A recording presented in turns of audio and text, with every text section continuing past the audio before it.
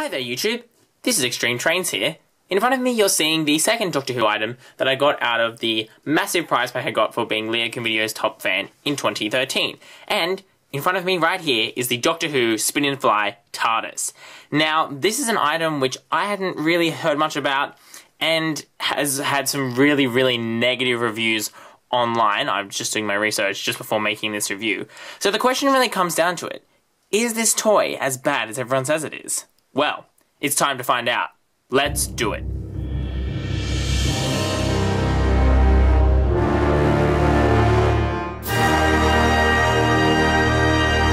Alright, so a quick rundown of the box. Oh look, you can see me in the reflection. Hello everyone.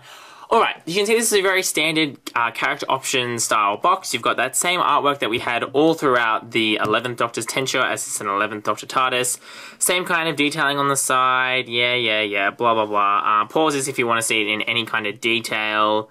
I'm not going to go through it real quickly. It's pretty self-explanatory and most of the stuff I'll talk about once I'm actually looking at the item. Not particularly exciting. Yeah, cool. The biggest thing to notice is this thing was $29.95 from a Civic Video store, which is like a DVD rental or DVD and video rental store. There used to be one where I live, but they have all closed down now, so I haven't been to one of those for a very long time. I wasn't aware they sold Doctor Who stuff, but that said, it doesn't actually surprise me, although I know this is the same price it was selling at ABC shop, which is known to be notoriously expensive. So seems like that the video store was using that same kind of expensive pricing that ABC Shop does. So enough of the box. As you can see, I've pulled it right out of shot. Let's take a look at the first thing to note about this is its size. Now some people are saying, oh, it's really tiny because they had the larger ones designed for the 5-inch toy figures. This one's designed for the 3.75-inch Doctor Who figurine toys, which I believe are the ones they're making currently. I don't collect the Doctor Who figurines, so I don't know. Someone's probably going to correct me. But that's why this is this size. Now, to me, this is actually quite a large TARDIS because I've got ones like this one here, which is the stress ball TARDIS, and the USB TARDIS, which again is smaller, about half the size. So to me, this is quite a big TARDIS. So it obviously depends. Its size depends on whether or not you collect the other TARDISes from this line, and if you collect the figures or not. Because obviously if you collect the 3.75-inch figures, this is going to be perfectly sized for your figurines because they're actually going to be able to go inside. Now looking at the details, I'm just going to pull it off the base, which I'll talk about what that does later on. You can see the front is very nicely detailed. Whoop. Sorry, I forgot to switch it off before I start the review. We'll talk about the sounds in a minute. But you can see that it's quite nicely detailed along the top here. They've done a good job with the lamp. You can see those lines are the wood lines to make it look like wood. Some people had a problem with the way that the writing was done. To me, it looks totally fine. Don't have any issues there. They've gone with the black windows, but they still kept that little texture in the bottom panes, which is really nice. Coming forward, you've got the writing on there. All that blah blah good stuff. You've got both handles in silver with the lock. St. John's Ambulance sticker. Well, it's a logo, but it's a sticker on this. Going around, the other three walls are quite the same. You've got the battery compartment stuff on the back. Meh. Some reviewers really didn't like it. Some people are indifferent. I'm definitely falling to the indifferent category. Doesn't worry me that much, and it had to go somewhere, so yeah, whatever, that's fine.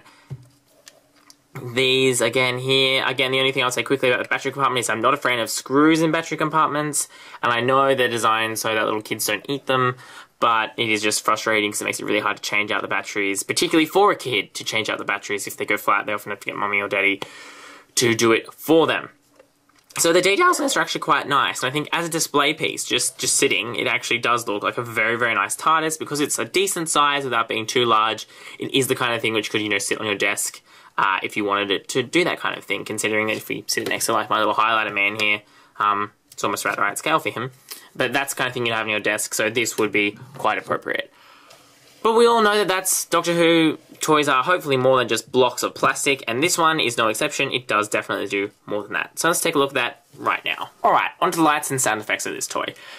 So what this toy does essentially have is a little pressure release button on the bottom, which detects when when it's landed and when it's not landed. So essentially, when you put it on the ground, it materializes. It's going to make this noise. Now I've got to make sure I get it on a flat piece of ground because my desk is a little bit not flat, but There you go, that's the materialization noise that it has.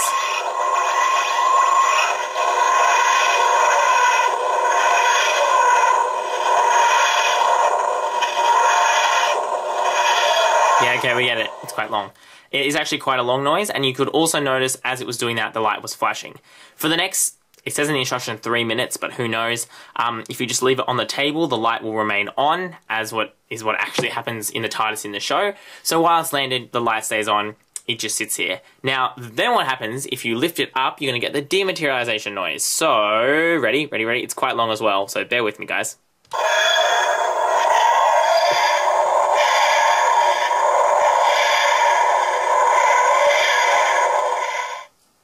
So there you got the dematerialization noise. This is when TARDIS is flying through space. So when it's off the ground, it makes no noises. As you can see, I'm shaking it around and wiggling it and nothing happens. So there's only a takeoff and landing noise, nothing else.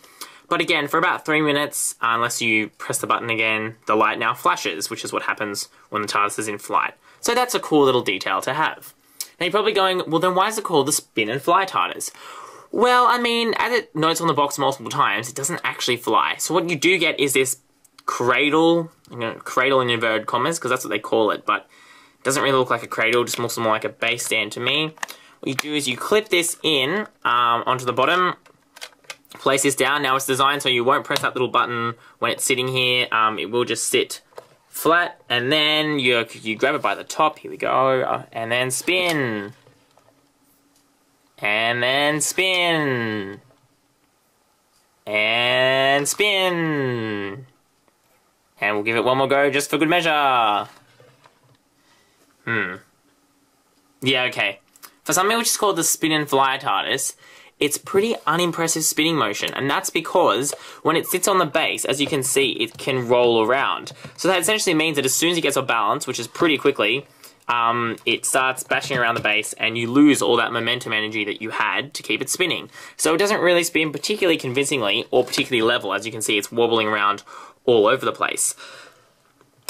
So to me, that spinning motion is pretty pathetic, and also doesn't really look like it's flying because it's on the ground, right? The only way you can get it to spin really, I mean, you can hold it, sure, but if I'm holding it even sideways, because of the wobbliness, it's really not doing much. I can try and hold it up. Just because of that need for that big base, you can really only have the spinning and flying TARDIS spinning and flying on the ground, which is really not what spinning and flying is about. Moreover, there's no noises now, which, I mean, I can see being both good and bad. Some people might like the fact that they can play with it without it driving them insane with so many sound effects. Other people wanted to make sound effects to show that it's actually flying around.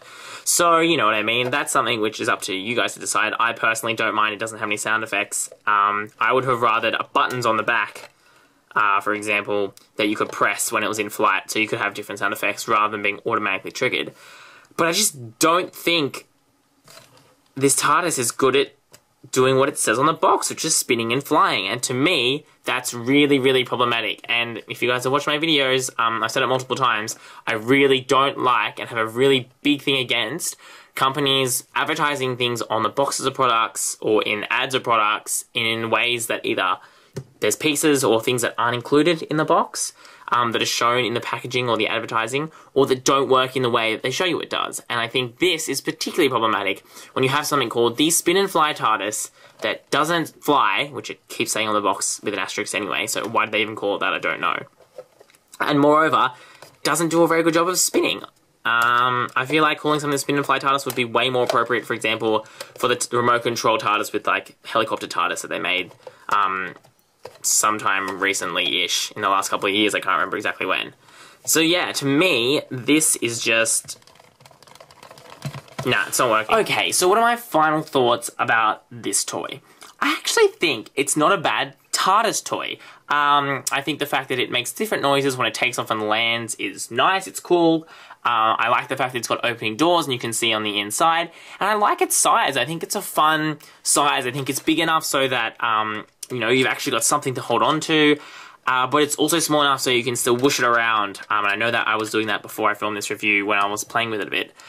So I think actually as a TARDIS model, it's actually not bad. The problem I have with it is that you're probably paying extra for this thing, for this spin and fly feature, which I think is bollocks and really doesn't work very well, if at all. And so I just can't justify that. And so I think that if this was sold instead as a dematerialization TARDIS, making those noises, just having the opening doors, and, you know, probably not having such a high price tag, maybe for $20, I'd say this was a really awesome TARDIS toy, and one that, particularly if you collected the figurines, would be cool to add to your collection. As someone who's just a Doctor Who fan, I think there's probably better TARDIS toys out there. You may really like it, but to me this is just kind of a little bit like, meh, because I don't really collect the figures and don't have any figures to put with it. But I think for kids this would be quite a fun toy, although I just can't deal with the fact that the main feature advertised on the box doesn't really work very well. But let me know your thoughts, guys. What do you think about this? Have you got any of the previous flight control TARDISes, which I know one particular reviewer was really saying that this was a definite backward step, although in fairness to this, it is actually a different product. So do you have any of those? What's your favourite kind of toy size? Do you think TARDISes are even really toys? I mean, to some extent, I don't know how much you can play with a spaceship that doesn't look like a spaceship. Particularly when it doesn't really do a lot of flying through space, it does a lot of flying through time, and there's bad guys. Like, it's not like Star Wars where there's bad guys and lasers, but maybe that's just me. Alright guys, so make sure to do all those cool things you do on YouTube, like, subscribe, and comment, and maybe share with your friends, or like on Google+, who even uses Google Plus anymore. Not me. Oops, did I say that? Anyway, alright guys, as always, thanks very much for watching. That's all we've got time for. This is XtremeTrainz.